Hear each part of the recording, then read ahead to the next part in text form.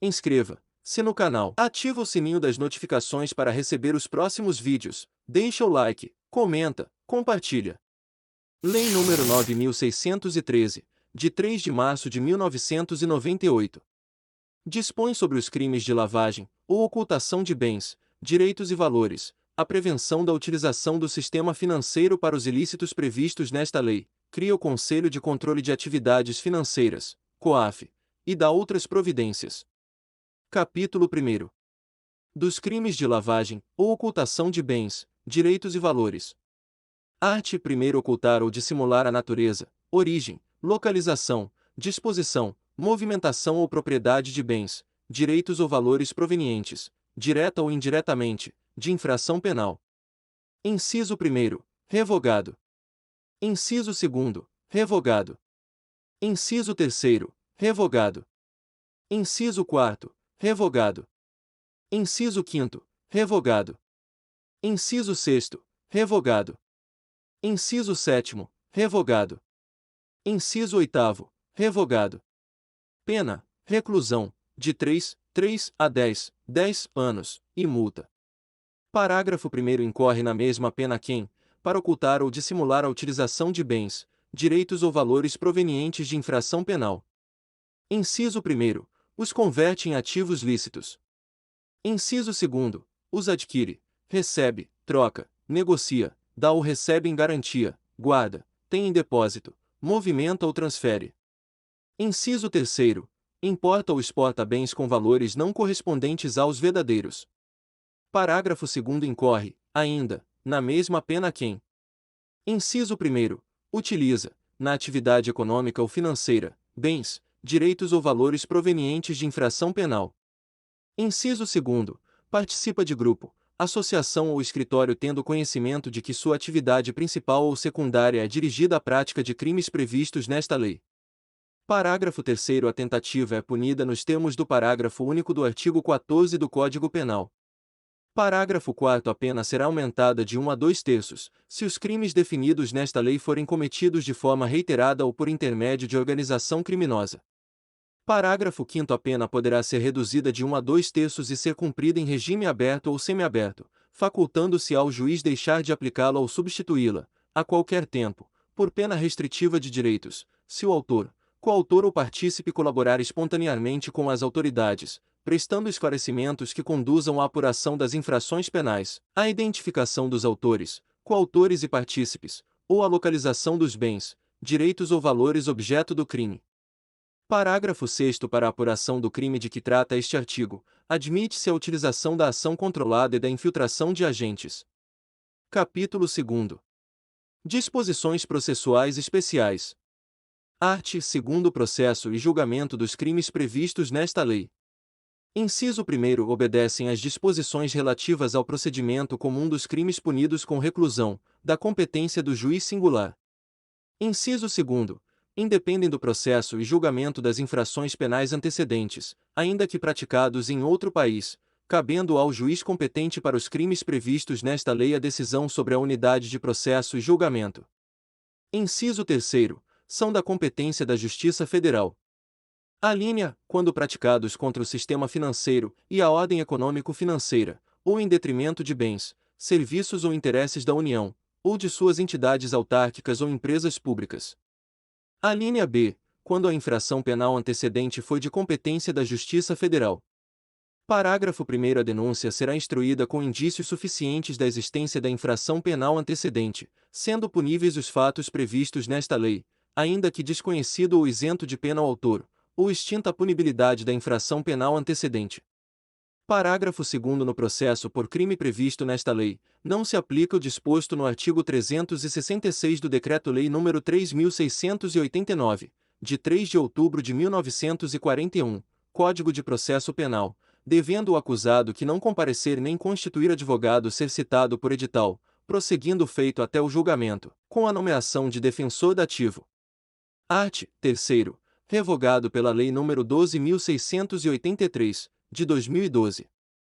Art. 4. Juiz, de ofício, a requerimento do Ministério Público ou mediante representação do delegado de polícia, ouvido o Ministério Público em 24 horas, havendo indícios suficientes de infração penal, poderá decretar medidas assecuratórias de bens, direitos ou valores do investigado ou acusado, ou existentes em nome de interpostas pessoas, que sejam instrumento, produto ou proveito dos crimes previstos nesta lei ou das infrações penais antecedentes. Parágrafo 1º. Proceder-se à alienação antecipada para a preservação do valor dos bens sempre que estiverem sujeitos a qualquer grau de deterioração ou depreciação, ou quando houver dificuldade para sua manutenção. Parágrafo 2º. O juiz determinará a liberação total ou parcial dos bens, direitos e valores quando comprovada a licitude de sua origem, mantendo-se a constrição dos bens, direitos e valores necessários e suficientes à reparação dos danos e ao pagamento de prestações pecuniárias, multas e custas decorrentes da infração penal. Parágrafo 3º. Nenhum pedido de liberação será conhecido sem o comparecimento pessoal do acusado ou de interposta pessoa a que se refere o caput deste artigo, podendo o juiz determinar a prática de atos necessários à conservação de bens, direitos ou valores, sem prejuízo do disposto no parágrafo 1º. Parágrafo 4º. Poderão ser decretadas medidas assecuratórias sobre bens, direitos ou valores para a reparação do dano decorrente da infração penal antecedente ou da prevista nesta lei ou para pagamento de prestação pecuniária, multa e custas. Art. 4-OA. A alienação antecipada para a preservação de valor de bens sob constrição será decretada pelo juiz, de ofício, a requerimento do Ministério Público ou por solicitação da parte interessada, mediante petição autônoma, que será autuada em apartado e cujos autos terão tramitação em separado em relação ao processo principal. Parágrafo 1º. O requerimento de alienação deverá conter a relação de todos os demais bens, com a descrição e a especificação de cada um deles, e informações sobre quem os detém e local onde se encontram. Parágrafo 2º. O juiz determinará a avaliação dos bens, nos autos apartados, e intimará ao Ministério Público. Parágrafo 3º. Feita a avaliação e dirimidas eventuais divergências sobre o respectivo laudo, o juiz, por sentença, homologará o valor atribuído aos bens e determinará sejam alienados em leilão ou pregão, preferencialmente eletrônico, por valor não inferior a 75%, da avaliação. Parágrafo 4º. Realizado o leilão, a quantia apurada será depositada em conta judicial remunerada, adotando-se a seguinte disciplina. Inciso 1º. Nos processos de competência da Justiça Federal e da Justiça do Distrito Federal. Alínea: os depósitos serão efetuados na Caixa Econômica Federal ou instituição financeira pública, mediante documento adequado para essa finalidade. Alínea B: os depósitos serão repassados pela Caixa Econômica Federal ou por outra instituição financeira pública para a conta única do Tesouro Nacional, independentemente de qualquer formalidade, no prazo de 24 horas. Alínea C: os valores devolvidos pela Caixa Econômica Federal ou por instituição financeira pública serão debitados à conta única do Tesouro Nacional, em subconta de restituição. Inciso 2º. Nos processos de competência da Justiça dos Estados. Alínea: os depósitos serão efetuados em instituição financeira designada em lei, preferencialmente pública, de cada Estado ou, na sua ausência, em instituição financeira pública da União. Alínea B: os depósitos serão repassados para a conta única de cada Estado, na forma da respectiva legislação. Parágrafo 5º. Mediante ordem da autoridade judicial, o valor do depósito, após o trânsito em julgado da sentença proferida na ação penal, será. Inciso 1º. Em caso de sentença condenatória, nos processos de competência da Justiça Federal e da Justiça do Distrito Federal, incorporado definitivamente ao patrimônio da União, e, nos processos de competência da Justiça Estadual, incorporado ao patrimônio do Estado respectivo. Inciso 2º. Em caso de sentença absolutória extintiva de punibilidade, colocado à disposição do réu pela instituição financeira, acrescido da remuneração da conta judicial.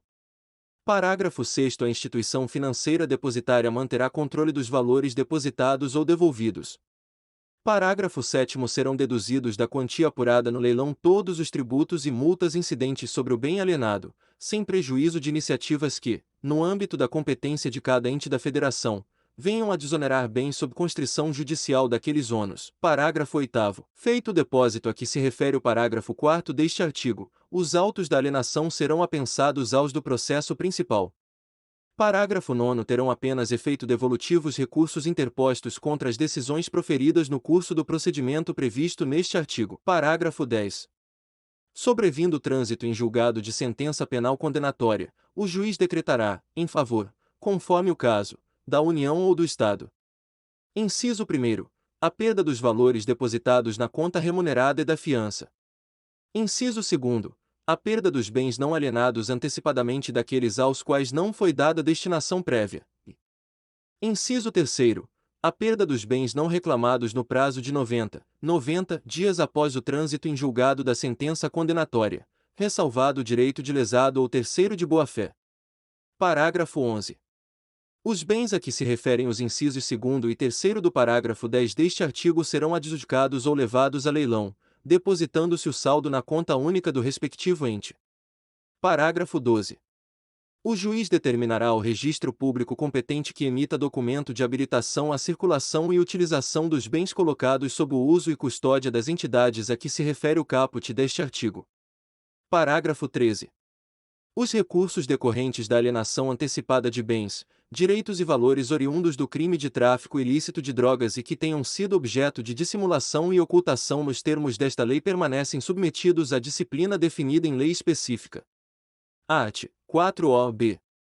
A ordem de prisão de pessoas ou as medidas assecuratórias de bens, direitos ou valores poderão ser suspensas pelo juiz, ouvido o Ministério Público, quando a sua execução imediata puder comprometer as investigações.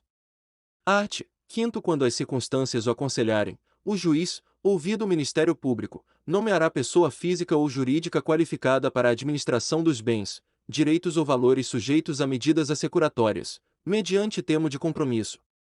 Art. 6º. A pessoa responsável pela administração dos bens. Inciso 1º. Fará jus a uma remuneração, fixada pelo juiz, que será satisfeita com o produto dos bens objeto da administração.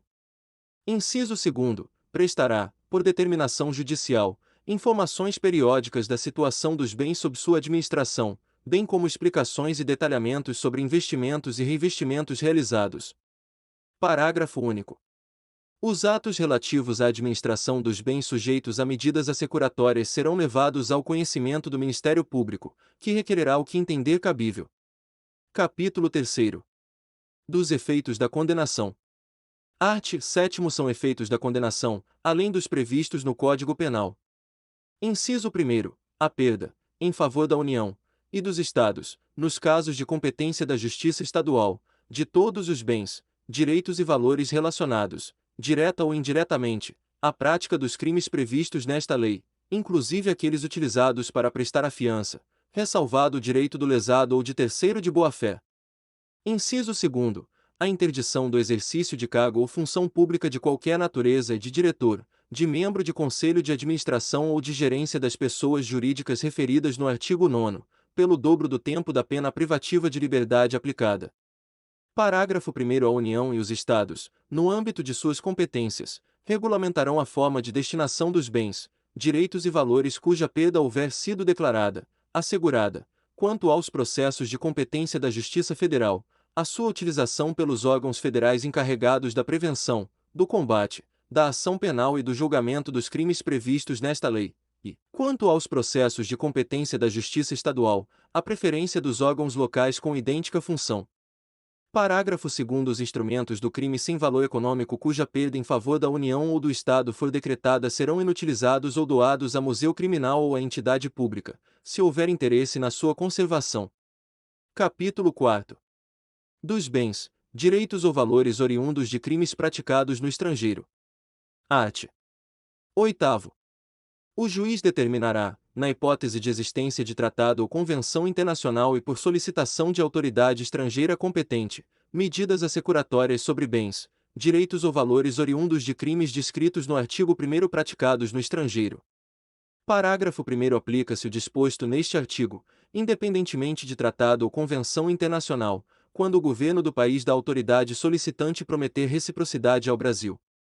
Parágrafo 2º. Na falta de tratado ou convenção, os bens, direitos ou valores privados sujeitos a medidas assecuratórias por solicitação de autoridade estrangeira competente ou os recursos provenientes da sua alienação serão repartidos entre o Estado requerente e o Brasil, na proporção de metade, ressalvado o direito do lesado ou de terceiro de boa-fé.